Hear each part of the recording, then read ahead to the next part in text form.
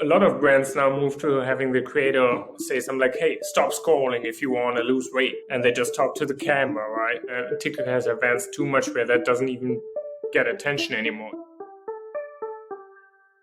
Hello guys, hi, we're here in Secret Reveal, and we have today Sven Muchow from, where are you from?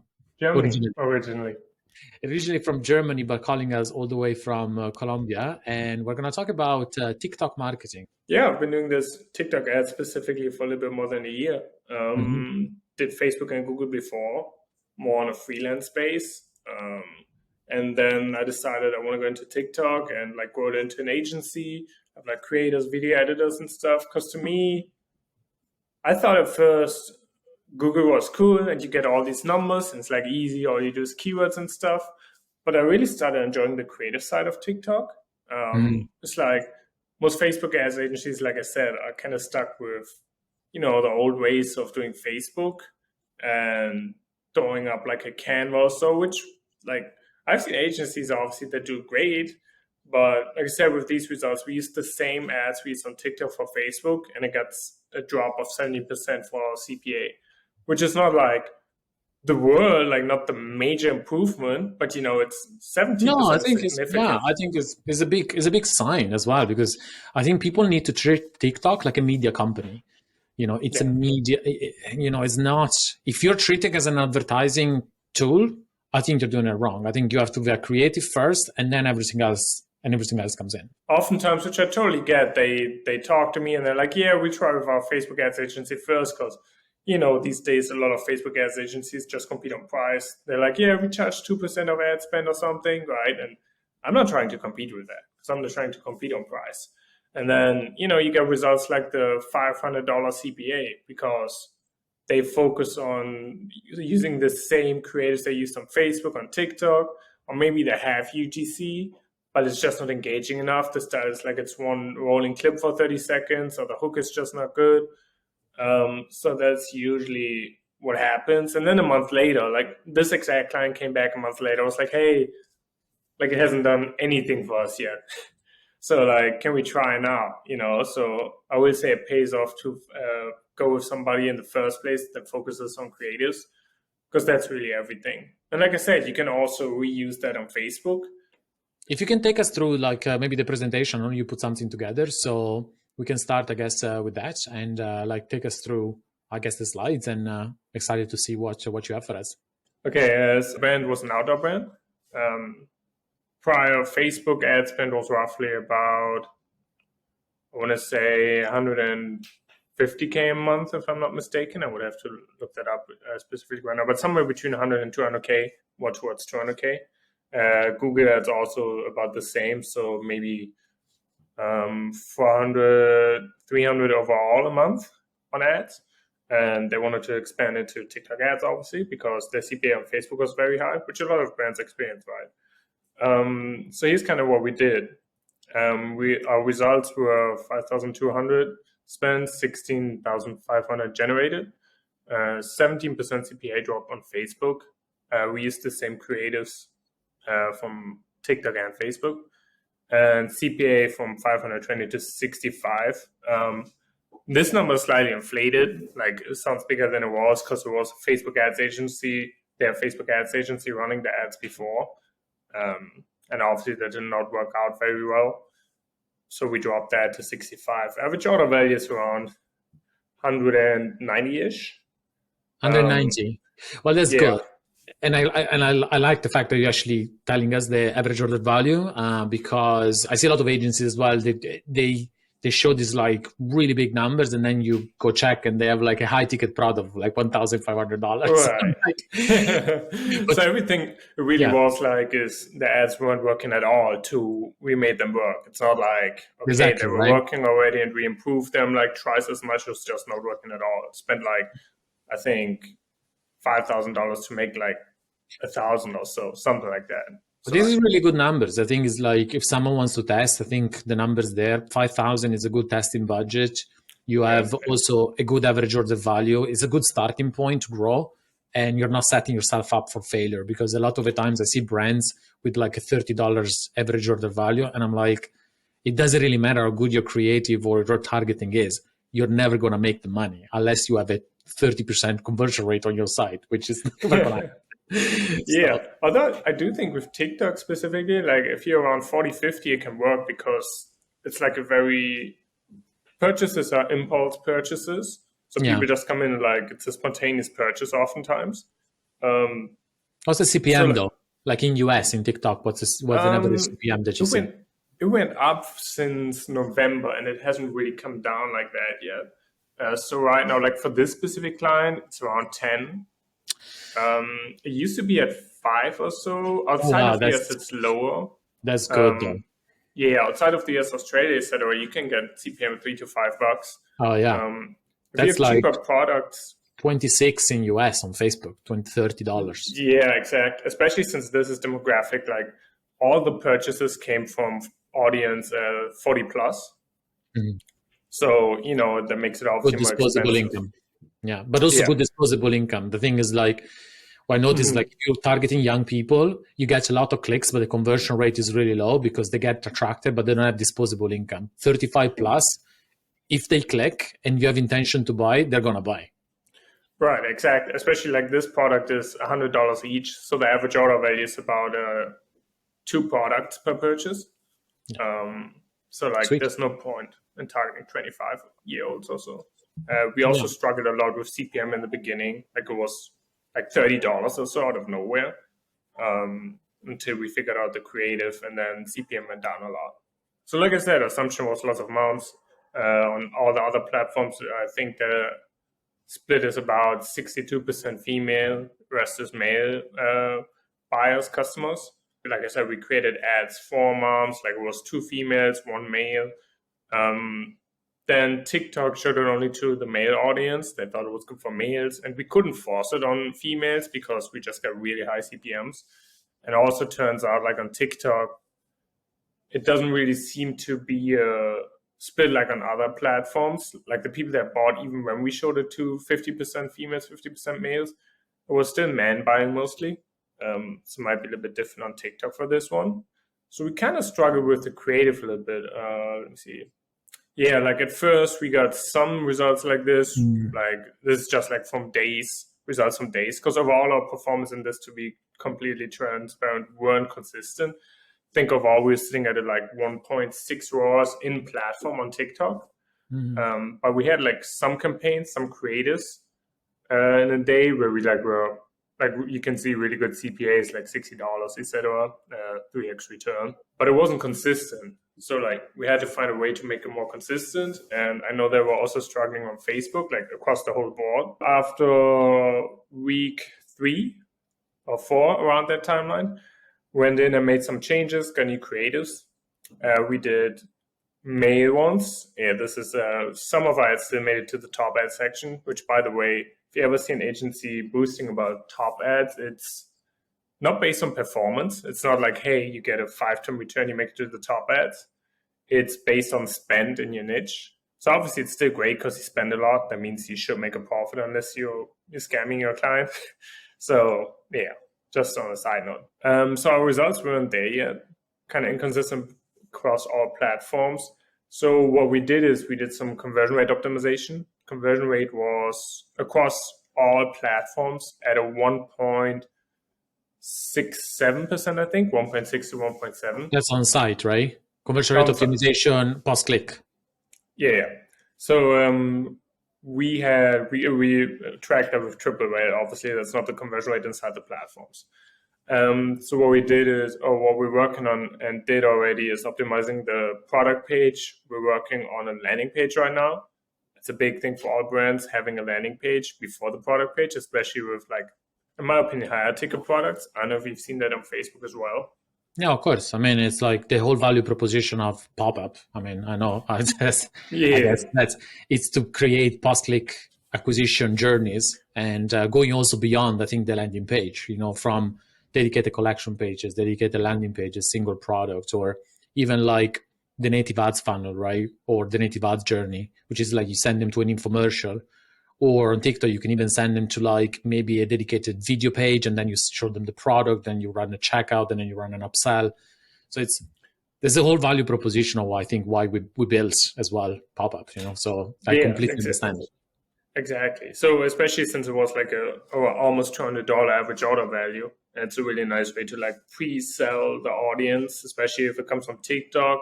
I mean, for all platforms, but specifically when they come from TikTok and they're not looking to buy something for $200, it sells them really nicely before they see the actual price.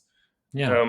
So we worked on that. Yeah. So we did creative optimization. This is from another brand, case study from our the agency that implements it for us. So we basically make the suggestions and they improve it. So this is from a different client. But yeah, you can see like conversion rate optimization. I mean, if you get double the conversion rate, huge win, right? Yeah, I mean, they have a lot of good returning customers, 82% returning customers. So they're obviously working very good on a post-click email. But yeah, no, it's really good. And I think it's like a lot of people think about the customer journey, right? But in reality, we agencies and platforms literally need to work together. The two things cannot be separate. And we had this when I was working in Shopify. A lot of people complaining. It's like, my site is not converting. And I was like, yeah, but what kind of traffic you are getting? Maybe you're getting the wrong traffic. And on the other side, then you have the agencies or the clients or the media buyer is like, oh, my ads are not working. And then you realize that it's an issue on the landing page. I mean, from awareness to acquisition and conversion, it's a whole journey and we have to work together. And I think it's like, if we can give the ability for advertising agency like yourself to control the customer journey, at the end of the day, the client, what I see, they want results. And they're going to come back to you and say, hey, your ads are not working. You're like, yeah, but I'm sending it to a crappy post-click acquisition journey. So, and then they're like, they churn. So I think it's like for us on the pop-up side, empowering agency to control this and in an easy way, it's at the end of the day, if the client is happy, he's happy with the results, right? Right. And I think it comes down to many agencies, I think, let's say they run Facebook ads for a client, right? They just say, oh, our Facebook ads are working or are just not working. It's not our fault. Instead of going like, hey, our ads are not working. Here's how you could fix it. And like for us, for example, the conversion rate optimization, we don't implement it ourselves. We give all the suggestions and stuff and then hand it over to our Crow agency partner and they then implement it. I think like, even if you don't offer those services, you should still advise a brand on it. Because to me, when you get a client, it's kind of like becoming part of their brand. Like it's not. Don't just care about the ads. You're part of their well-being, their brand now, right? So. Yeah, I think it's good. It's another kind of thing that we wanted to do. It was working in conjunction as well with Shopify. So let's say the agency, for example, wants to test something out. It doesn't have to say, I'm not going to touch your Shopify store. Don't worry. They can just take on pop-up, use pop-up, and then test out some post-click acquisition on a different journey, maybe on a subdomain, right? Without having the clients to add any apps and stuff like that. It's like, no, keep everything that you want, but let's just test things out on pop-up. And this is where I think where especially in the last few months, we started to see where we can work with the agency to actually provide more value for you guys, but also to the clients, Yeah, definitely a big thing. Like I've made a post yesterday on LinkedIn about basically like that you can never guarantee like a 3x ROAS or something. And somebody, a brand owner, commented like, yeah, I think you can with great creatives and a great product. But what's missing is like, how's the offer worded? How's it framed? How's it priced? How's the landing page? How's the like post-purchase journey? Like email nurturing stuff. It's silly. A lot of people like the customer journey goes from awareness to advocacy, right? And that's what you want. If you have step 1 and step 2, but then you're missing step 3, then you're going to lose them. If you're missing step 4, you're never going to come back. Right now, if you don't have retention, you can't survive. I mean, you're going to survive for a year or 2, but eventually you're going to die. So if you want to build a brand, you need to nail down the customer journey from beginning to end. And that goes from TikTok acquisition, Facebook acquisition, the middle part where you have, a pop-up or a Shopify or, the conversion part. And then the third part, which email automation then comes in, when you have like the retention and the nourishing and the loyalty and the memberships and all of this. Unless you do the whole journey and you own that, I don't think there's any chance to grow a brand. I mean, you can make some money, but then you have to then cash out. So, I mean, eventually you're going to die.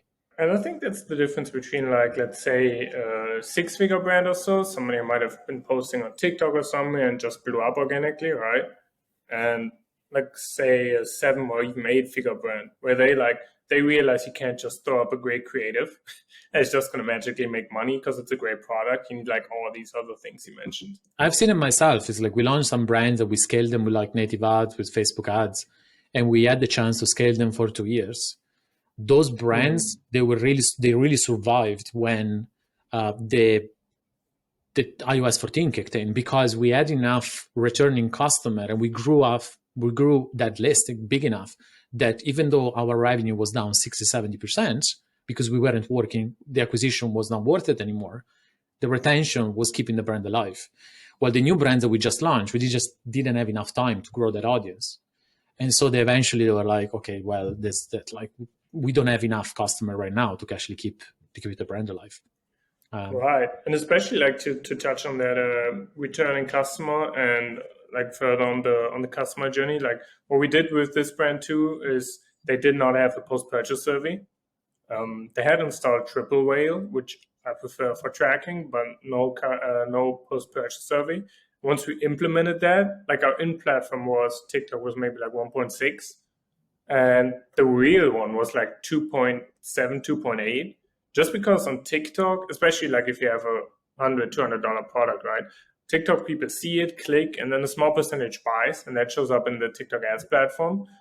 But then really a lot of people come back, like a lot of it gets attributed to direct search. They type in the website like a day later or so, and then, the pixel thinks, okay, this was bought because the customer directly searched for it. So like it doesn't show up in TikTok at all. TikTok attribution TikTok shows you a lot less sales than you actually get. So that post-purchase attribution has also been a game changer. Like you can see half, let's say it says $120 CPA on TikTok, and really you just have $60, like in reality. I had that on Pinterest. A few times. The purchases, and even before the iOS 14 thing, it was a big issue.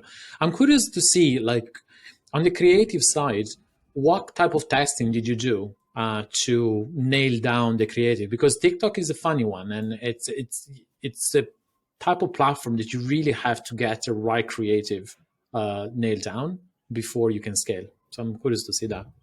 Yeah. So next slide. That's one thing we did. That doesn't really answer your question, but I get into that too. So our number one objection was like size and weight limits, since it was mostly male and we had female creators. So we tested a few other creators, mostly male creators, that were like nature guys, stronger build, right? That really showed the chair. And we also had one thing we started doing with creators that I realized maybe 2 months ago or so is having multiple creators in one video. I always thought it doesn't work because it seems less organic. But if you have one voiceover, like from one creator, and it shows just different creator clips, like from a male and female and all that stuff, it actually still seems organic because it's all one voice, but it has more social proof. Let's say you have a hair product, and it shows like somebody with thick curly hair, somebody with blonde hair, somebody with like straight thick hair, right? It's much more social proof than if you just have one creator. Also, what we did, like, I think this is what you really ask, like the structures, etc., like the nitty-gritty details. We started with assuming it might solve a problem, and assuming we just need to hype it up as a product to see how that performs. Like with most products, they kind of solve some type of problem, right? Or like a lot of products, especially winning ones. So let's say like we might sign on a client in the weight loss space, right? So obviously you have a different product, the alternative, and then you kind of compare like, hey, let's say the guy bottom right in this picture holds like a chair, and we have a big camping chair as a comparison, right? Then you might say like, hey, this big clunky chair, all those things, right? And then compare it to the alternative, which is a smaller, more compact chair. So we tried that structure. And then we also tried like just hyping it up like, hey, I found this on TikTok. It's a great thing to buy, like you should buy it, etc. And what we found is that most of the time, the ads where you somewhat mention the alternative and why it's not good, or why the product is a good alternative to whatever else you could use, right, is they convert better than other ones. Then obviously also hooks on TikTok, like spend 90% of your time on a hook, honestly. We had, for example, a few hook examples right now. We just had an ad created yesterday where for a hair product and somebody threatened to cut off her hair, like in the hook, right? And that just makes you stop because it's like, oh, what the hell are you doing? Why are you cutting off your beautiful hair? Had somebody fall off a chair. We had like all those things, right? Something like satisfying in the hook, something unexpected, giving people reasons to talk about the ad, to comment, because the more comments you get, the better it performs. Especially in the hook, these unexpected things, something where people are like, oh, what the hell? And it just stops them in the tracks, right? Because then they watch the rest of the video too. I think that's really the key to the creative, and making it this TikTok has this thing, make TikToks not ads. And it's true to some extent. You make it want to seem organic in the beginning, but obviously you also want to get your values across, your benefits across, right? So finding the mix there is the real secret. I think one question I wanted to ask is, like, did you find that when you analyze the creative, when I used to analyze the creative, I used to analyze like I break down the photo with like different elements. So for example, the backgrounds, the colors and things like that. Do you do this type of creative things? We do. So what I do look at is in TikTok ads, there's a reporting feature. And if you go under video insights, it shows you a breakdown for each ad, like all the numbers. And it also shows you when people dropped off in your video. So for example, you can see like a huge drop off after like just 2 seconds and like 80% of your people are gone. Then, usually you want to rework the hook. And then what I mostly analyze is one, total ad spend. So if an ad spends like $300, I look at, okay, if it has spent a lot compared to all the other ads, TikTok chooses to spend a lot on it, then it's usually a good ad. Because TikTok is smarter than us. They have a reason to show it. Then next, I look at click-through rate for the creative. That usually tells me, hey, it was engaging. Did it give them reasons to click on it? And if it has a high click-through rate, I compare the one with a high rate to the one with the low rate. Could be the reasons we mentioned, the way we phrase it in there, or maybe just some visual that works really well. So I look at those things, and cost per click is more like a vanity metric resulting from out of all of those.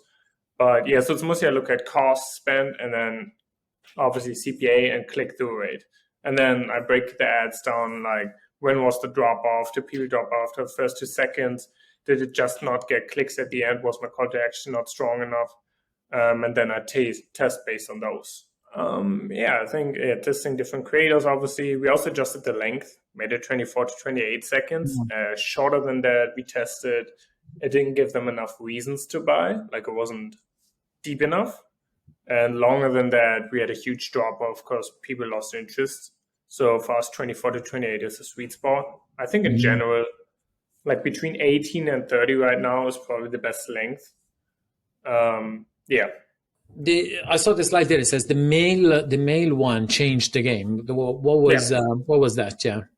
We used male creators instead of female creators.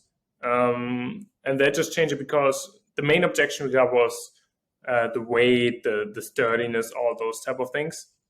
And when we changed it to a male creator, it naturally breaks the objection, because the comments were like, hey, show us a dude sitting in it. But yeah, what about guys? She's like 140 pounds, right?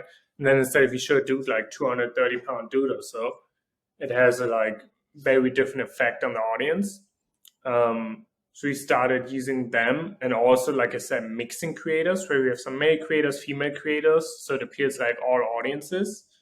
And also another thing we did with that, with mixing different creator clips in, is using different settings.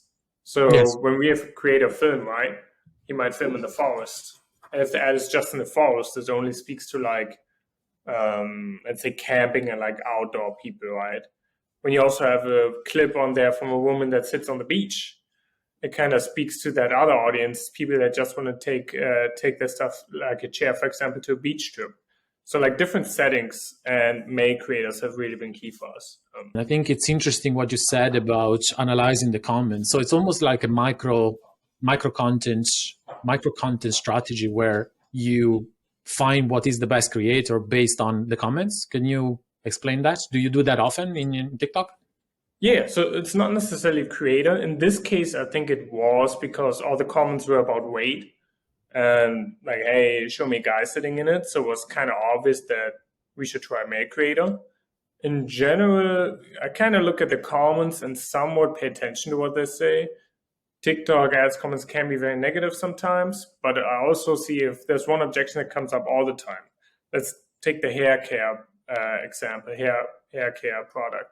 And let's say it's usually women that have thicker brunette hair, and they're like, oh yeah, but it only works on blondes with thin hair. Then based on the comments, I probably try to like mix more clips and, you know, show more other hair types in there. Yeah, but that's the role of comments in general. The comments have some say, but the major part is really just getting a lot of comments in general. Like the more comments an ad has, the better. Like I said, you want to have small elements in there that bait engagement. Like, I don't know if you think about organic videos, the ones that really go viral always have like something, like somebody drops their phone from the 18th floor, right? That could be like, if you advertise a phone case, I probably have my creator drop their phone from like the second floor. So I don't want to ruin their phone. So, you know, that just gets people to come like, oh, why the hell did she do that? And all that stuff. Yeah, it's a shocking factor, right? It's like, yeah, and exactly. Like it stops the scroll, and it also gets comments, which tells TikTok, hey, this ad must be pretty good. It gets a lot of interest, a lot of comments. So based on that, then your CPMs get lowered, your click-through rate goes up, your cost per click go down, all that good stuff. So be original, be different. Because the thing is, like TikTok is such a bombard. It's like this fast experience. You have the stop scrolling, right? And it needs to be something outrageous or very out there, I guess. Exactly. Like a lot of brands now move to having the creator. They know UGC is important, and then they just have the creator say something like, "Hey, stop scrolling if you want to lose weight," and they just talk to the camera, right? And it just doesn't work. It's not that TikTok has advanced too much where that doesn't even get attention anymore. You need to be beyond a creator just speaking to the camera most of the time. Like, for example, we also had Post-it notes. I've tried a lot lately. We had created UGC for a supplement brand that helps bloated stomachs.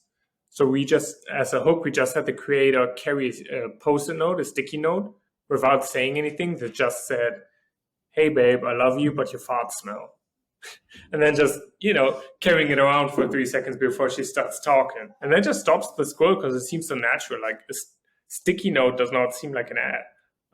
Yeah, I think I see that as well. And I think the UGC era as well is coming to a shift, right? Because now consumers know when UGC content is actually paid now content and is not UGC anymore, right? So UGC needs to be really, really as if they were real user generated, like raw, unfiltered. You know, it's like now they know when there is an influencer that is paid to promote the product. Yeah, and I think there's two things to it. Like one with ads, I mean, they will know it's an ad and that the creator's paid anyway at some point. But the key is making this first, I want to say like 6 seconds or so, seem like it's not an ad. Like once they're hooked for the first 6 seconds, then you can like turn it into an ad, which is completely fine because now they expect like, hey, this product and stuff, they're already hooked. But if they scroll through TikTok and then the first thought they have, the first 3 seconds, like, oh, it's just another ad, then it's ruined. So it's fine if it kind of seems like an ad to some extent, but not in the first 6 seconds or so. Like the first 6 seconds have to be super natural and scroll stopping. To me, that's the difference between like mediocre UGC or mediocre ad results and like really the next level stuff where all you think about is the hook, the shocking moments, and the rest is kind of easy. Like everybody can bring benefits across, say like, hey, this hair product like made my hair so smooth, etc. Like that's not that hard anymore. There's a skill to it too, obviously, but the key is how do you get people to even watch that? because most people won't even watch you talking about your product, right? So yeah, we scaled when I made this presentation last week. Scaled had 6,433 ad spend in January and 17,534 in sales. Like I said, audience entirely age 40 plus. I don't think we tracked a conversion of somebody younger at all. Maybe there were a few, but like 99% were older. And our goal for February is to up the spend to 30K, so like a big jump since we know what's working now and we have the conversion rate optimization in place and everything. So yeah, while improving ROAS. And there's a bunch of typos in there, so sorry for that. I'm fine. Yeah. I think this answered the question. Is TikTok just for young people? Right? Can you sell to actually the crowd that has power, disposable income, which is like, to me, 35 plus is 35 plus women especially has always been like the best target, right? That's the rule, because they have disposable income. Whatever you're selling is much easier to sell. What your clients, I guess, say about you? Then you've been doing this for a while. Yeah, I've been doing this TikTok ad specifically for a little bit more than a year. Did Facebook and Google before, more on a freelance base. And then I decided I want to go into TikTok and like grow it into an agency, have like creators, video editors and stuff. Because to me, I thought at first Google was cool and you get all these numbers and it's like easy, all you do is keywords and stuff. But I really started enjoying the creative side of TikTok. It's like most Facebook ads agencies, like I said, are kind of stuck with, the old ways of doing Facebook and throwing up like a canvas or so, which like I've seen agencies obviously that do great.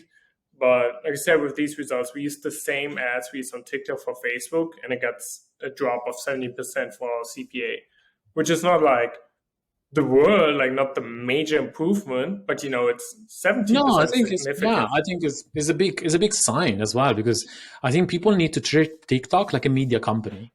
It's a media. It's not.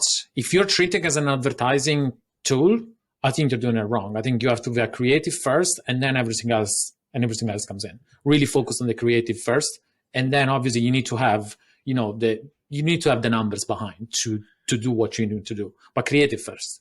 Oftentimes, which I totally get, they talk to me and they're like, yeah, we try with our Facebook ads agency first, because these days a lot of Facebook ads agencies just compete on price. They're like, yeah, we charge 2% of ad spend or something, right? And I'm not trying to compete with that, because I'm just trying to compete on price. And then you get results like the $500 CPA, because they focus on using the same creators they used on Facebook, on TikTok, or maybe they have UGC, but it's just not engaging enough. The style is like it's one rolling clip for 30 seconds, or the hook is just not good. So that's usually what happens. And then a month later, like this exact client came back a month later. I was like, hey, like it hasn't done anything for us yet. So like, can we try now?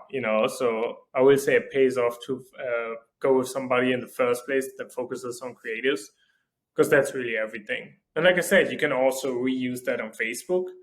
So social, really Facebook, organic, Yeah, organic too, yes. YouTube Shorts. That's a big one. YouTube Shorts as well. I mean, organic YouTube Shorts. I mean, especially YouTube Shorts are good because you rank on SEO.